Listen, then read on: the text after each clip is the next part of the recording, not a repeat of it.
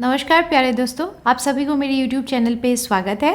तो आज हम लोग इस वीडियो में पढ़ेंगे 8वीं कक्षा की जो सप्तभगिन्यः पाठ है उस पाठ का प्रश्नोत्तर। आइए देखते हैं इस पाठ के प्रश्नोत्तर में क्या है। तो पहला जो प्रश्न है वो प्रश्न आप लोगों का है उच्चारणं कुरुत।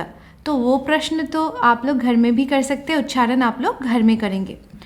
पर जो क्वेश्चन नंबर 2 है तो वहाँ पे क्या दिया गया है, आप लोग देखिए कि प्रश्नानाम उत्तराणि एक पदेन लिखत, मतलब प्रश्नों के उत्तर एक पद में लिखिए, आंसर इन वन वर्ड। तो ऐसा प्रश्न अगर एग्ज़ाम में आए तो आप लोगों को एक ही वर्ड में जवाब देना है, उसको पूरा सेंटेंस नहीं बनाना है। उसी तरह से यहाँ पे भी हम लोग एक ही वर्ड पे आंसर देंगे। वो कैसे, देखिए क्वेश्चन नंबर क में कहा गया है कि अस्माकं देशे कति राज्यानि सन्ति, कि हमारे देश में कितने राज्य हैं, है ना। तो कितने राज्य है, अष्टाविंशति ही, अर्थात 28। अष्ट मतलब 8 और विंशति मतलब 20, है ना, 20। तो 20 में अगर 8 जोड़ोगे तो कितना होगा, 28। तो ये प्रश्न तो आप लोगों को समझ में आ गया होगा। तो नेक्स्ट क्वेश्चन देखिए, यहाँ पे दिया गया है कि प्राचीन इतिहासे काः स्वाधीनाः आसन्। तो प्राचीन इतिहास में कौन, काः मतलब कौन कौन स्वाधीन थे, कौन थे, हम सभी जानते हैं वो थे सप्तभगिन्यः, जो 7 बहनों के जो राज्य है, ये राज्य ही क्या थे उस वक्त प्राचीन इतिहास में, ये सारे राज्य ही स्वाधीन थे। स्वाधीन मतलब इंडिपेंडेंट। नेक्स्ट आप लोग देखिए नंबर ग है केशांग समवायः सप्तभगिन्यः इति कथ्यते। तो किसके समवायः मतलब समूह को हम लोग क्या कहते हैं, सप्तभगिन्य कहते हैं। तो आंसर सभी को पता है, वो है सप्तराज्यानाम, मतलब 7 राज्यों के समूह को हम लोग क्या कहते हैं, हम लोग सप्तभगिन्यः कहते हैं। ठीक है, फिर घ नंबर देखिए, यहाँ पे दिया गया है कि अस्माकं देशे कति केंद्र शासित प्रदेशाः सन्ति। तो कहा है कि हमारे देश में कितने केंद्र शासित प्रदेश अर्थात यूनियन टेरिटरीज है। तो कितने हैं, आप लोग बोलोगे 7 है, सप्त, क्योंकि बुक में वही दिया गया है। हाँ, बुक में वही दिया गया है, पर ये जो बुक आप लोग पढ़ रहे हैं अभी, वो बहुत पहले ही प्रिंट हो चुके हैं। पर अभी करंटली क्या है, 8 यूनियन टेरिटरीज है। ठीक है, हम लोग क्या करेंगे, यहाँ पे दोनों आंसर लिखेंगे। एग्ज़ाम में जो भी ऑप्शन में रहेंगे हम उसको टिक करेंगे। 7 हुआ अर्थात सप्त हुआ तो सप्त को करेंगे, और अष्ट हुआ तो अष्ट को ही हम लोग क्या करेंगे, टिक करेंगे। ठीक है, इस बात को आप लोग खास कर ध्यान रखना। नेक्स्ट ग नंबर में दिया गया है कि सप्तभगिनी प्रदेशे कः उद्योगः सर्वप्रमुखः। तो कहा है कि सप्तभगिनी के प्रदेश में मतलब ये जो 7 बहनों की राज्य है ना, नॉर्थ ईस्ट जिसे हम लोग कहते हैं। तो इन नॉर्थ ईस्ट में क्या है, कौन सा ऐसा उद्योग है, इंडस्ट्री है जो क्या है, प्रमुख है। कौन सा है, सभी को पता है, बांस का उद्योग, है ना, जिसे हम लोग संस्कृत में क्या कहते हैं, वंशोद्योगः। और यहाँ पे देखिए 2 वर्ड मैंने दी है, दोनों ही सही है। वंशोद्योगः ऐसे लिखे या फिर आप जो सेकंड वाला है ऐसे लिखे, दोनों ही क्या होगा, यहाँ पे सही होगा। तो क्वेश्चन नंबर 2 यहाँ पे ख़त्म होता है। हम लोग देखते हैं क्वेश्चन नंबर 3। क्वेश्चन नंबर 3 पे क्या दिया गया है, जैसे क्वेश्चन नंबर 2 में हम लोगों ने किया था एक पदेन उत्तरत, मतलब 1 वर्ड आंसर, पर यहाँ पे क्वेश्चन नंबर 3 पे दिया गया है कि पूर्ण वाक्येन उत्तराणि लिखत, मतलब पूर्ण वाक्य में, मतलब आंसर इन 1 सेंटेंस, एक सेंटेंस में हमें क्या करना है, आंसर देना है। यहाँ पे 1 वर्ड आंसर की ज़रूरत नहीं है। तो देखते हैं क्वेश्चन नंबर 1 का क्या कहा गया है। क पे भगिनी सप्तके कानि राज्यानि सन्ति। तो कहा है ये जो 7 बहनें हैं, है ना, 7 बहनों की राज्य है, इन राज्यों में कौन कौन से राज्य आते हैं। तो कौन कौन से राज्य आते हैं, कहा है कि भगिनी सप्तके अरुणाचल प्रदेशः, असमः, मणिपुरम, मिजोरमः, मेघालयः, नागालैंडः, त्रिपुरा चेति सप्तराज्यानि सन्ति। अर्थात ये जो 7 बहनों की राज्य है हमारे देश में, जो नॉर्थ ईस्ट जिसे जो कहलाते हैं, नॉर्थ ईस्ट में कितने राज्य है? यहाँ पे कहाँ है? 7 राज्य है ना। और वो कौन कौन से हैं? अरुणाचल, असम, मणिपुर, मिजोरम, मेघालय, नागालैंड, त्रिपुरा, है ना। ये 7 क्या है? राज्य नॉर्थ ईस्ट में है। नेक्स्ट क्वेश्चन है ख कि इमानि राज्यानि सप्तभगिन्यः इति किमर्थं कथ्यन्ते। तो कहा है कि ये जो 7 राज्य है, ये राज्य सप्तभगिन्य नाम से क्यों मतलब फेमस है? सप्तभगिन्य क्यों कहा जाता है इन राज्यों को? तो कहा है कि प्रयोगो अयम प्रतीकात्मको वर्तते, कि ये प्रतीकात्मक है अर्थात सिंबलिक है। कदाचित शायद सामाजिक सांस्कृतिक परिदृश्यानम, सामाजिक और सांस्कृतिक मतलब सामाजिक मतलब सोशियो और सांस्कृतिक मतलब कल्चरल, सोशियो कल्चरल जो सिमिलरिटीज़ की वजह से, परिदृश्यानम मतलब सिमिलरिटीज़ की वजह से इसको क्या कहा गया है? इमानी उक्तोपाधीना प्रथितानी। तो ये 7 बहनों के जो राज्य है ये सप्तभगिन्य नाम से क्या हुआ? प्रख्यात हुआ अर्थात फेमस हुए। समझ में आया? सो नेक्स्ट क्वेश्चन है ग नंबर, आप लोग देखिए। नेक्स्ट क्वेश्चन है सप्तभगिनी प्रदेशे के निवसन्ति। तो सप्तभगिनी ये 7 बहनों के जो प्रदेश है यहाँ इन प्रदेशों में कौन रहते हैं? ठीक है, तो इसका आंसर क्या है? एक सेकेंड रुकिए। इसका आंसर है कि सप्तभगिनी प्रदेशे गारो, खासी, नगा, मिजो प्रभृतयः बहवः जनजातियाः निवसन्ति। तो कहा है कि सप्तभगिनी प्रदेश में क्या है? गारो, खासी, नगा, मिजो इस तरह के बहुत सारे, है ना, बहवः मतलब बहुत सारे जनजातियाः निवसन्ति, जनजातीय लोग क्या करते हैं? मतलब ट्राइबल लोग यहाँ पे रहते हैं। ठीक है, तो फिर कहा है कि एतत् प्रादेशिका कई निष्णाता सन्ति। तो ये जो ये 7 बहनों के जो ये राज्य है एतत् प्रादेशिका, इन ये सारे प्रदेश है ना, कई निष्णाता सन्ति, किनसे ये लोग निपुण है, मतलब किनसे ये लोग जनाजात है, फेमस है ना। तो कहा गया है कि एतत् प्रादेशिकाः स्वलीला कलाभिच्च निष्णाताः सन्ति। तो कहा है यहाँ के लोग, ये जो 7 बहनों वाले जो राज्य है, इन राज्यों के जो लोग हैं वो अपने लीलाओं और अपने कलाओं से जनाजात है। ठीक है, कलाओं से मतलब क्या है? प्रसिद्ध है। नेक्स्ट क्वेश्चन है वंश वृक्ष वस्तूनां उपयोगः कुत्र क्रियते। तो ये जो बांस से बनी हुई, कहा गया था ना कि वंश उद्योग मतलब बांस के उद्योग जो है वो यहाँ पे बहुत फेमस है। तो यहाँ पे पूछा गया है कि ये जो बांस से बनी हुई जो चीज़ें हैं वो कहाँ कहाँ उपयोग करते हैं। तो यहाँ पे कहा गया है कि वंश वृक्ष वस्तूनां उपयोगः आवस्त्राभूषणेभ्यः गृह निर्माण पर्यन्तं क्रियते। तो कहा है कि वस्त्र और आभूषण और गृह निर्माण, इनके लिए भी बांस का प्रयोग किया जाता है। ठीक है, नेक्स्ट देखिए क्वेश्चन नंबर 4। क्वेश्चन नंबर 4 में दिया गया है कि रेखांकित पदम आधृत्य प्रश्न निर्माणं कुरुत। तो रेखांकित पद को आधृत्य मतलब आधार बना के प्रश्न निर्माण कीजिए।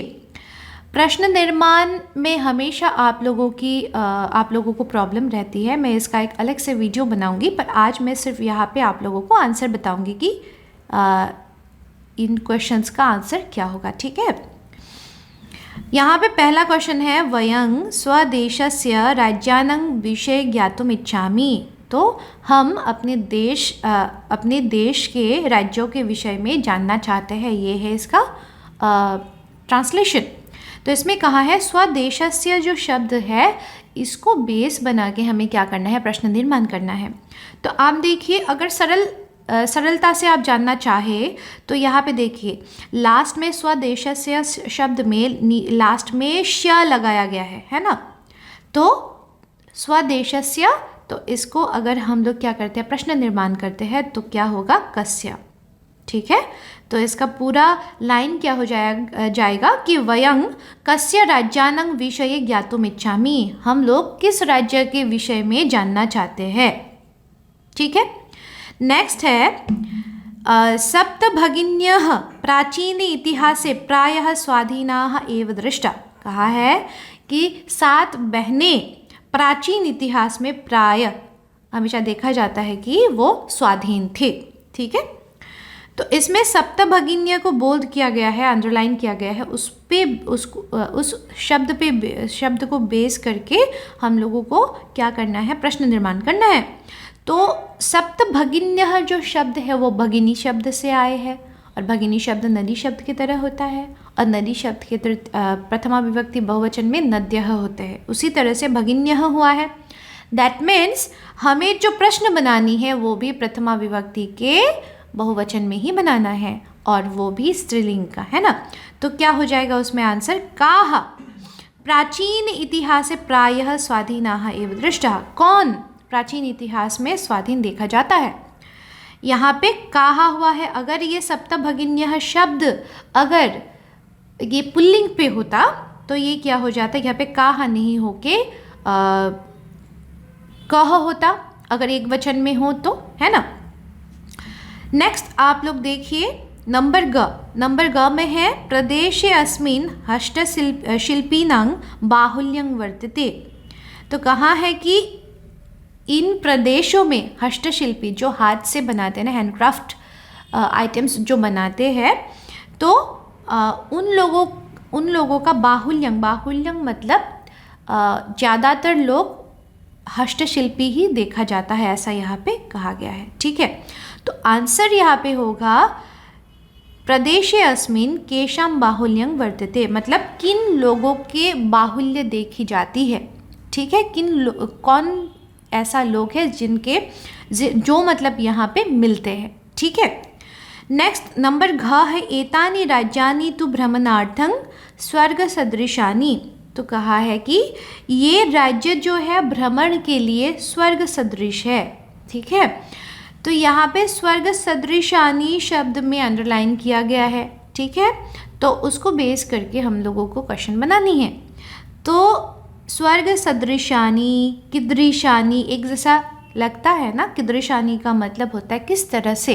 अगर हिंदी में हम लोग इसको क्वेश्चन बनाते हैं कि ये राज्य भ्रमण के लिए किस तरह के है ना, तो किस तरह के शब्द जो है उसका संस्कृत अर्थ क्या है, कीदृशानि।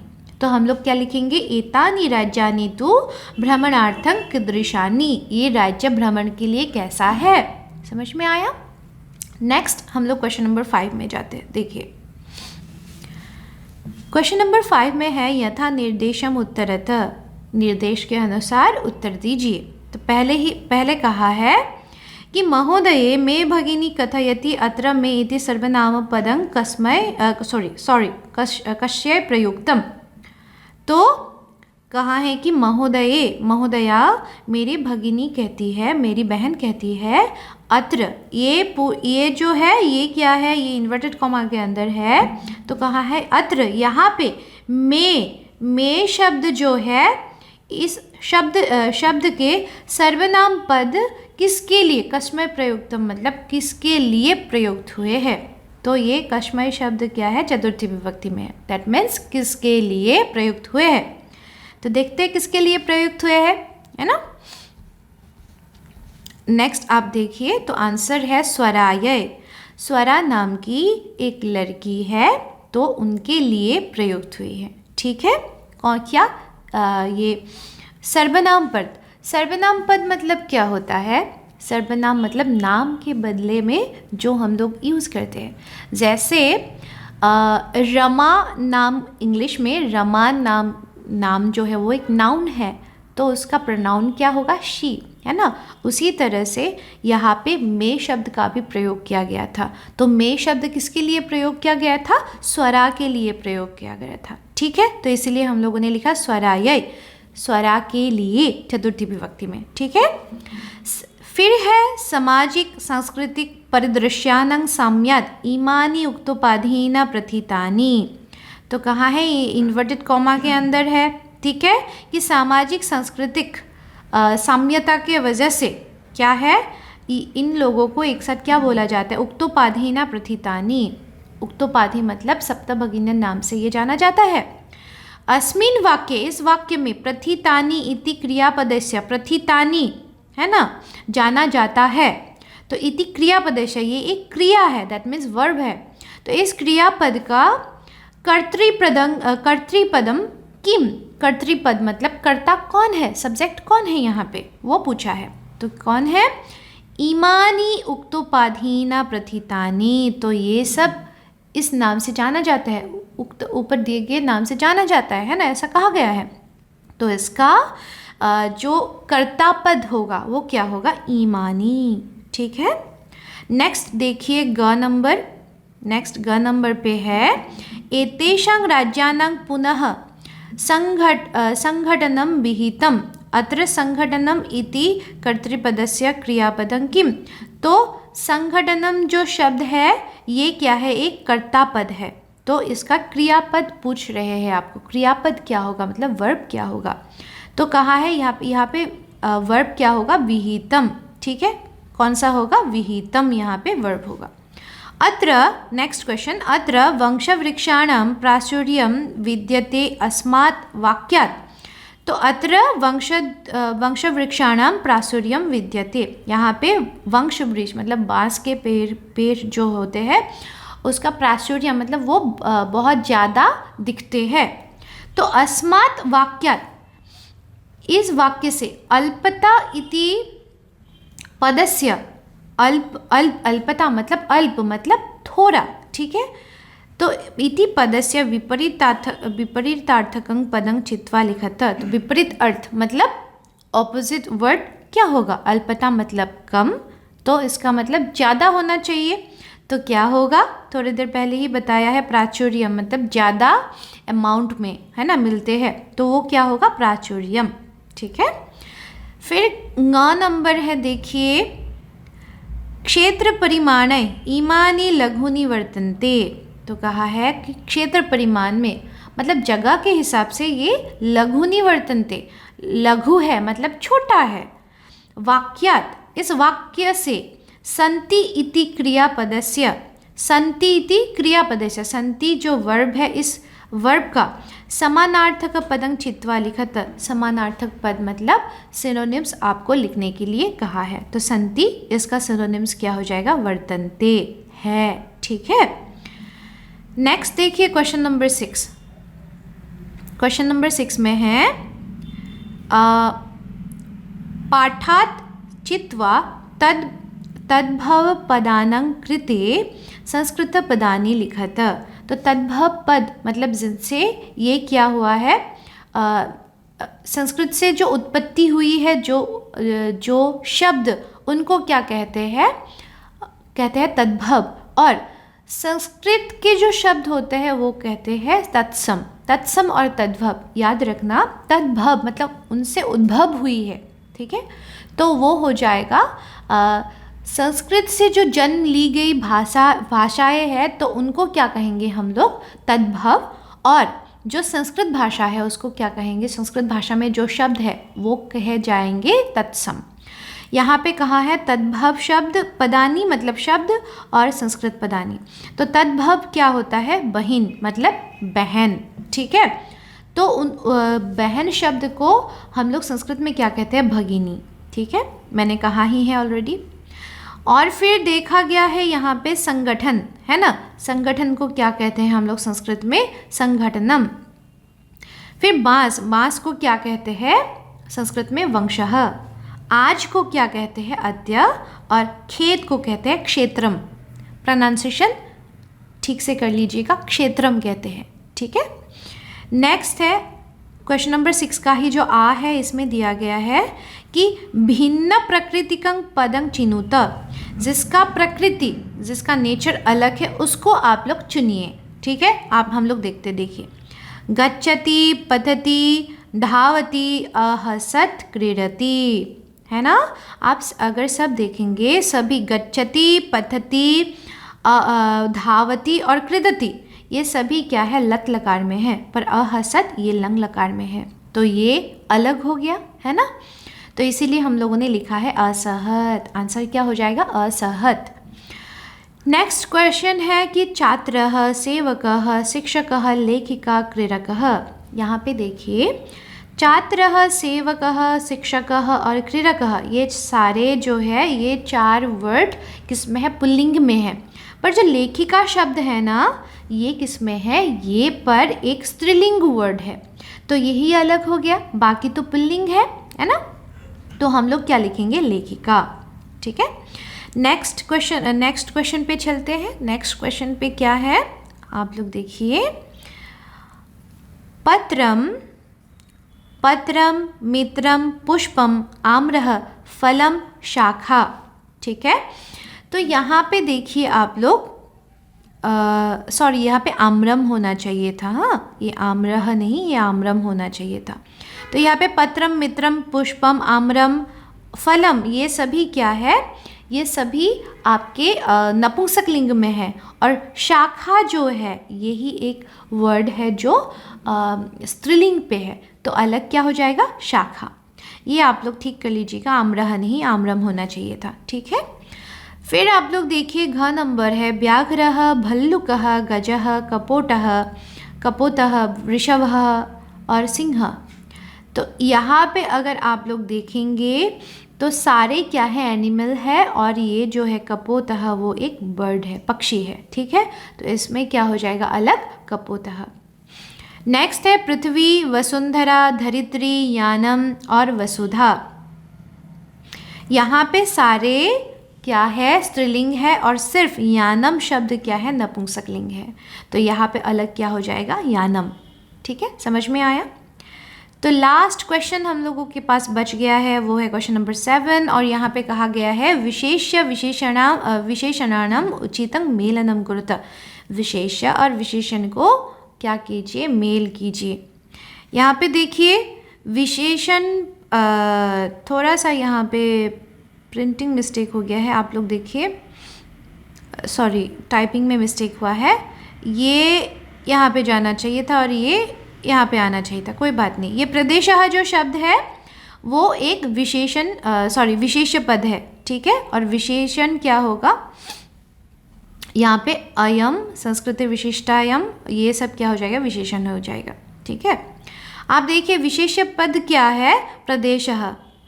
तो जब भी हम लोग विशेष्य और विशेषण को लिखेंगे तो आप लोग ये याद रखिएगा कि विशेष्य का जो भी लिंग विभक्ति वचन होगा वही विशेषण का भी होगा, इसलिए यहाँ पे देखिए प्रदेशः क्या हो जाएगा, अयम प्रदेशः। फिर नेक्स्ट है भारत भूमौ, संस्कृति विशिष्टायम भारत भूमौ। तो विशेषण क्या हो जाएगा, संस्कृति विशिष्टायम भारत भूमौ। नेक्स्ट है संस्कृत महत्वाधायिनी संस्कृति, महत्वाधायिनी क्या हो जाएगा, संस्कृति। तो महत्वाधायिनी विशेषण है और संस्कृति क्या है, ये विशेष्य पद है। नेक्स्ट देखिए प्राचीने हो जाएगा और इतिहासे हो जाएगा। प्राचीने, इतिहास, सुनने में भी वो राइमिंग वर्ड जैसा लगता है ना। तो विशेष और विशेषण इस तरह के ही होने चाहिए। ठीक है। अलग लिंग के कभी भी नहीं होते, अलग अलग लिंग के नहीं होते। तो जिस लिंग पे विशेष्य होगा उसी लिंग पे उसी वचन में क्या होगा, विशेषण भी होना चाहिए। नेक्स्ट देखिए एकः समवायः। ठीक है। यहाँ पे भी देखिए आप लिंग विभक्ति सब एक समान है। तो यहाँ पे आज का जो क्वेश्चन आंसर था तो ये आप लोगों का यहाँ पे समाप्त होता है। आशा करती हूँ आप सभी को अच्छा लगा होगा वीडियो और समझ में भी आया होगा। अगर समझ में आया है तो इस वीडियो को लाइक कर दीजिए, मेरे चैनल को सब्सक्राइब भी कर दीजिएगा। धन्यवाद।